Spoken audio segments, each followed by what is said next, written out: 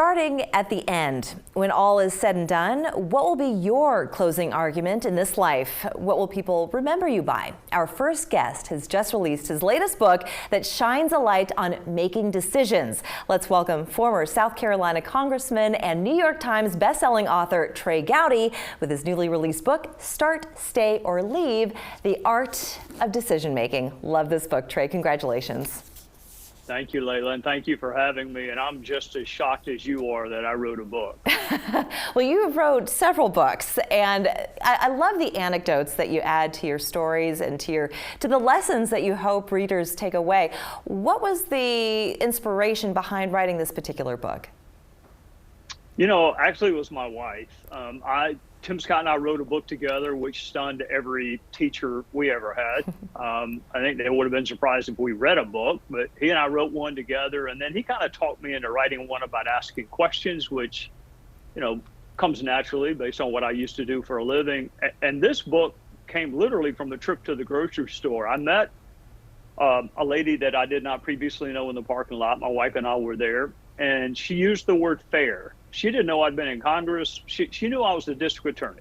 And she, at the end, said, "We thought you were fair." Mm-hmm. And that is the only word I really covet that people would say at the end. So I got in the truck and I said, you know what, honey, the decisions we make in life either get us closer to or farther away from our desired closing argument, our desired eulogy. And I went back through the decisions that I had made, including the decision to ask her out when I was 17 years old.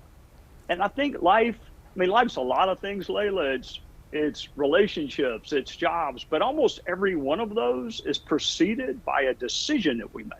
It certainly is. And when you talk about asking your wife out on a first date, well, it doesn't hurt to ask, does it?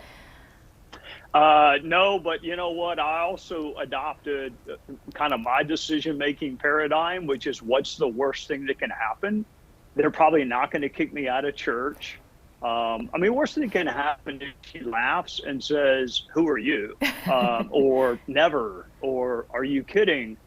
But she didn't. And so I kind of, whether it's running for office or starting a law firm or writing a book, I kind of say, okay, what's the worst thing that can happen? That's right. If I have a plan for that can mitigate kind of the worst consequences, then usually I do it. But that paradigm might not work for you and it might not work for your viewers, but they do need their own decision-making paradigm. Yeah, it certainly does. I think you conspired with my mom when you wrote this book too, because she has always instilled in me the power of envisioning something. So when you talk about your closing arguments, so when you were in the courtroom and you were prosecuting cases, you start with your closing argument and you work back from that. So how would you say that has helped you in achieving the various goals that you've hoped to achieve in your life thus far?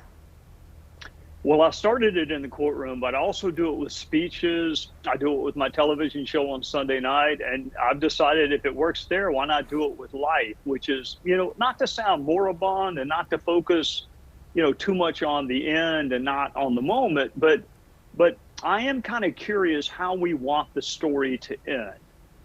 I want the story to end the way that lady in the parking lot at the grocery store said it. "We thought you were fair." But everyone has to answer that question for themselves. And if your goal is for people to say, gosh, he or she surely was rich, I would advise you to find another closing argument. But if that's yours, then that's going to inform and instruct the decisions that you make before you get there. Yes, indeed. My wife, I think, wants people to say that she was an authentically spiritual person and she was kind. Yes. So that kind of instructs the decision she makes in life.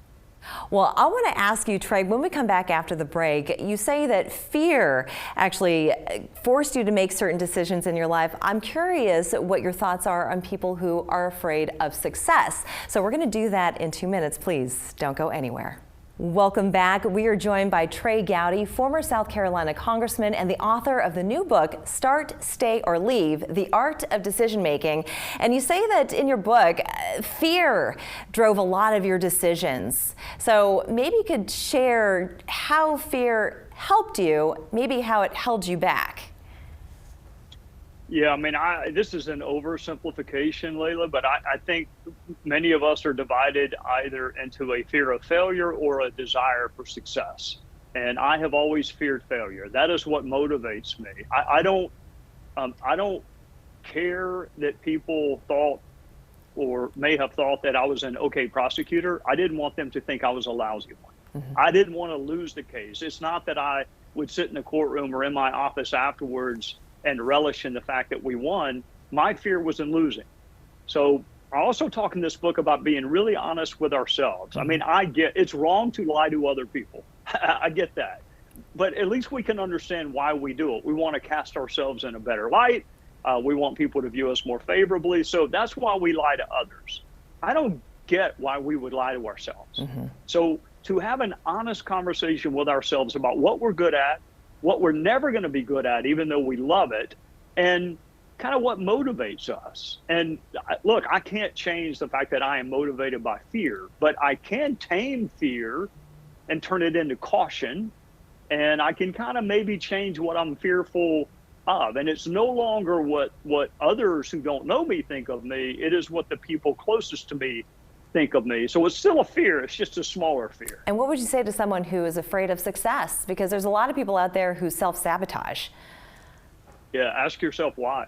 Yeah. Why do you think you are not worthy of a good outcome? Why do you think you're not worthy of a positive relationship with someone? Why are you not worthy of a promotion? And, you know, I am big on self-reflection. I'm big on self-awareness. I talk to myself a lot. I know that sounds weird. I don't do it out loud, but we spend more time around ourselves than everyone else put together. Sure. So why not have an honest relationship? Why do you think you're not entitled to fill in the blank success? That's right. I am going to ask you this question, little tongue in cheek. If you could go back in time and talk with your younger self, what would you say? It's going to be fine.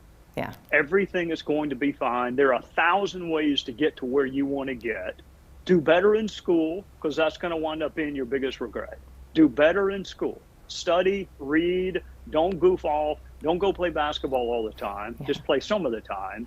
But I would tell myself there's a time in the season for everything. And the season for learning, I kind of blew off. And that's a regret. And it's something I can't redo. That's right. That is true. So things that you can't go back in time and change. Now, just to switch gears here for a moment, I have to ask you, as a former South Carolina congressman, seeing Republicans take Congress back in the 118th Congress, what are your hopes for their achievements in 2023? You know, I think it starts with setting the right expectations, and that's what breeds anger and resentment and disappointment in the voters, is when reality doesn't match their expectations. The reality is it's a really narrow majority in the House. Republicans do not have the Senate, and Republicans do not have the White House. So legislatively, your expectations should be zero. You should expect, if you're a Republican, I don't presume to know everyone's politics, but if you're a Republican, you should presume that the Biden legislative agenda would be over, and you should presume that there will be investigations that are, you know, factually predicated. But in terms of like major transformative things happening, when you have 1/3 of government or 1/2 of 1/3, I mean, that's when people set expectations sky high, it only leads to disappointment in the voter. So try something like novel.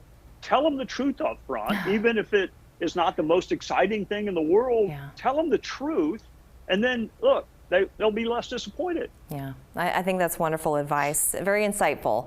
I want to thank you so much, Trey Gowdy, for joining us. And of course, you can watch Trey every Sunday on Fox News at Sunday Night in America with Trey Gowdy. And you can find his book, Start, Stay, or Leave, The Art of Decision Making. And doesn't hurt to ask, another great book. You can find those wherever books are sold. Thank you so much for joining us. Thank you, Layla. I forgot the name of the old book I read, so thank you for reminding me of it. I didn't forget. It's great to have you. Hope to see you here in Charleston soon. Yes, ma'am. You too. Thank you. We're back in 2 minutes.